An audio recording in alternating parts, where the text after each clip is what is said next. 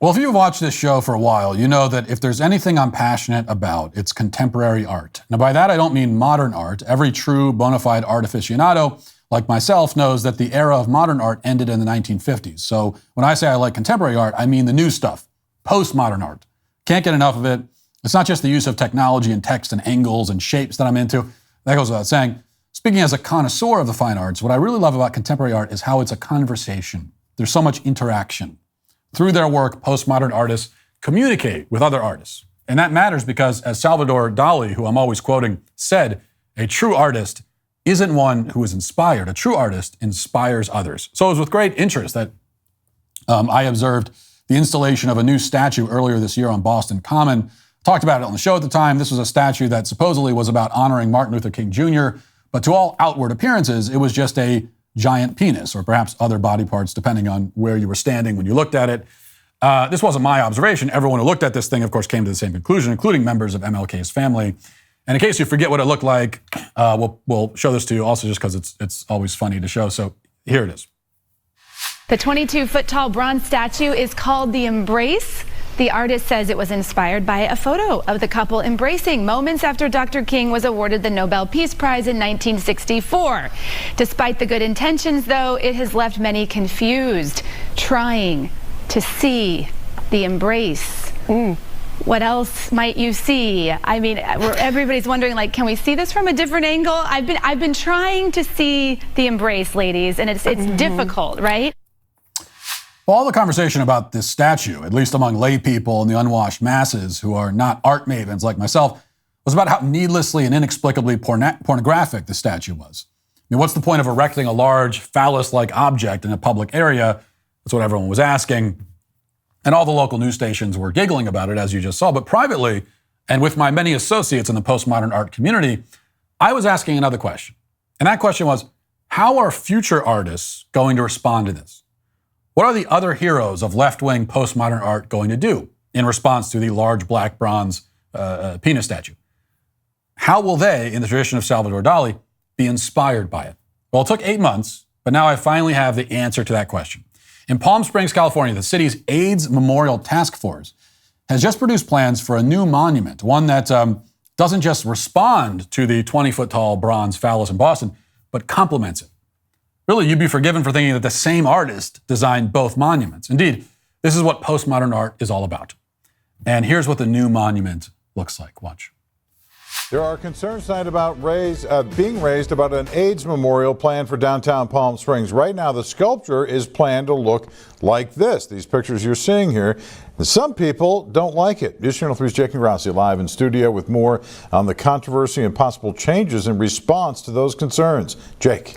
And John, it is a 9-foot sculpture planned for a Palm Springs park meant to remember lives lost to HIV and AIDS. But the design doesn't resonate with everyone. In fact, some call it inappropriate. And the committee in charge says they are now listening. It's the proposed AIDS memorial sculpture, raising hundreds of thousands of dollars in the community and stirring up controversy over its shape. The round limestone statue with concentric carved circles meant to represent the diverse community impacted by AIDS. Its eye-level opening signifying connection, reflection, and hope. But it's not seen by everyone that way, some saying it's too abstract. It's really strained. I mean, this is almost like a piece of art looking for a purpose instead of the other way around. It could be about anything, and as a consequence, it's kind of about nothing. There's also the view that it too closely resembles other things. You hear it called the donut all the time. You hear it called the word you can't say on camera all the time. For some on social media and beyond, the design resembles an inappropriate body part on the rear end. The backside of the proposed memorial looks like a graphic depiction of the backside of a human being. Now, in that clip, you heard from some haters who don't know anything about art. They don't understand anything about how art interacts with other art. These are bigots who don't care about the connection that this monument is supposed to signify in more ways than one. Instead, they're offended by this gigantic white limestone anus. They're demanding revisions. But think about that, revisions. I mean, how absurd can you be? According to the Palm Springs Post, the designers of this white butt statue spent 8 years on this. 8 years coming up with this idea. And during the whole course of the 8 years, nobody apparently looked at it and said, that looks kind of like an orifice. It's a little bit of a orifice-like thing going on there. Or maybe someone did say that, and then everyone else was like, well, that's fine, though. It'll be fine. No one else is going to notice that. Which, just as a general rule, you would think, like, if you're making a statue and it even a little bit looks like a bodily orifice, then just come up with a different design. Like, if there's a 2% chance that people will see it as an orifice, then just come up with, it's just not worth it. But that's what you might think. But again, this took 8 years. So let's show some respect. For context, that's longer than it took for the Romans to build the Colosseum. And the Romans actually built it in 8 years. It took 8 years just to come up with that design. So it has to be good. There's no way the government of Palm Springs could possibly waste 8 years on something stupid and grotesque. Plus, the statue has already cost something like $500,000, including tens of thousands of dollars from the city's coffers. And after all that time, they managed to produce a statue that does what all great art should do: confuse and horrify people. That's money well spent, if you ask me. And yet, according to the Palm Spring Post, right-wing bigots, along with everyone else with two sets of working eyes, one set of working eyes, I guess. Anyway, want to tear all that down.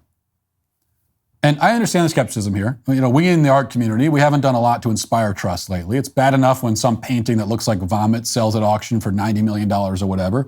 People look at Hunter Biden selling his finger paintings for tens of thousands of dollars to anonymous buyers in China, and they conclude that the whole art scene is just a giant money laundering operation, and I get it. But what you cavemen don't understand is that all this postmodern art is doing is reflecting the society we live in. The brilliant artists who constructed the bronze phallus and the limestone anus are simply holding up a mirror. And if you don't like what you see, that's not their fault. Consider the fact that it's not just our art that looks like this. Our buildings are ugly too. So is our music. Even our people are ugly, often intentionally so. So-called beauty brands are signing up morbidly obese women and calling it progressive. And all of this is intentional. So I've been a little maybe sarcastic and flippant about this, which is a real change of pace for me. It's not like me to be sarcastic, but all of this maybe makes the AIDS statue a little less amusing once you think more about it.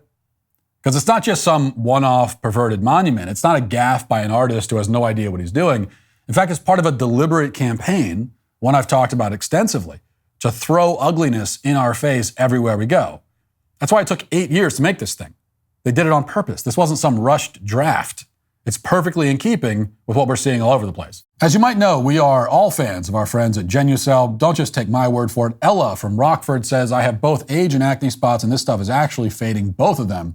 This serum is worth every penny. Ella is raving about the famous dark spot corrector from Genucel, a must-have after months of record heat and humidity.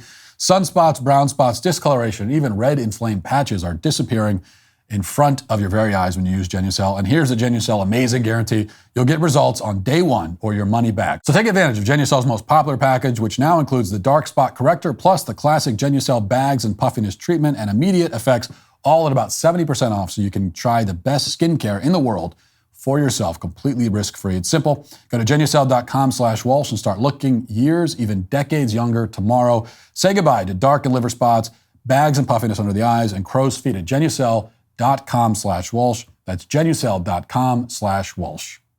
A century ago, cutting-edge architecture in this country was Art Deco. And it was instantly recognizable, from Rockefeller Center and the Empire State Building to the Carlisle Hotel in Miami Beach. Before that, we had neoclassical architecture, which describes many of the buildings on Capitol Hill. And most Americans prefer that kind of architecture, by the way. A survey from the National Civic Arts Society from 2020 showed that this traditional architecture is preferred among all demographic groups. It doesn't matter, education, age, ethnicity, or whatever. What we have now, what no one wants, is homogenous architecture being made by the same people and copy-pasted all over the country. As the New York Times recently reported in 2021, quote, 5 of the 25 largest developers were responsible for starting construction on nearly 47,000 units in the United States, about 40% of the output of the whole group. The CEO of Greystar Real Estate Partners, which is responsible for more of those units than anyone else, told the Times that many of their buildings look the same because of government regulations. Quote, I don't want to say that it's colored by the numbers, but in some cities, it's colored by numbers. Now, if you assume that the Greystar CEO is telling the truth and we have no reason to think he's lying, then you still have to answer a fundamental underlying question. If you grant that governments are mandating homogenous, ugly architecture, which seems to be a safe assumption, then you still have to figure out why that's happening. Like, why is the government telling developers that they can't produce creative, interesting structures like the ones we built a century ago? Given everything else we know about the government, the answer seems obvious. It comes down to the point that beauty points inevitably to God.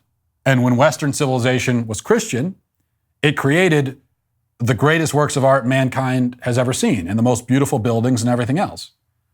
Now Western governments are secular, and it's no surprise that it produces, therefore, the dreariest art mankind has ever seen. Our elites want us demoralized and depressed. They want us high on legalized pot as we listen to lectures on how racist we are, as we're staring at the same uninteresting buildings that everyone else in the country is looking at, and gawking at sculptures that look like body parts below the waist. Beautiful art has the opposite effect. It reminds us that there's a greater power than any of us, greater than any government. It tells us the importance of creativity and soul and risk-taking. And our government can't have that. So instead of beauty, we get butt sculptures and hideous buildings and rap songs where semi-literate drug addicts shout about their genitalia. Now, perhaps on second thought, I'm no art expert. I don't even know what postmodern art is, honestly, if I'm being honest. What I do know is that the phallus statue and the butt monument are individually hilarious, but taken together, they're profoundly depressing. Especially when you compare what ancient civilizations were able to create in the amount of time it takes us to sculpt a giant rectum. This is a sign of cultural rot, of the decline of morality and passion and original thinking in the United States. Maybe the artist in question didn't intend to send that message. Maybe they didn't intend the butt and the phallus to be any kind of metaphor, but it is one. And anyone who's ever driven through downtown Seattle or Nashville or Denver or any number of major American cities knows that. And that is why ultimately, postmodern artists and soulless government bureaucrats and everyone else who wants to suppress what's left of creativity and humanity and beauty in this country are today all canceled. Hey YouTube, thanks for listening to the show. If you'd like access to my full show with no ads, you should go to dailywire.com and use promo code Walsh to get 2 months free on all annual plans. See you there.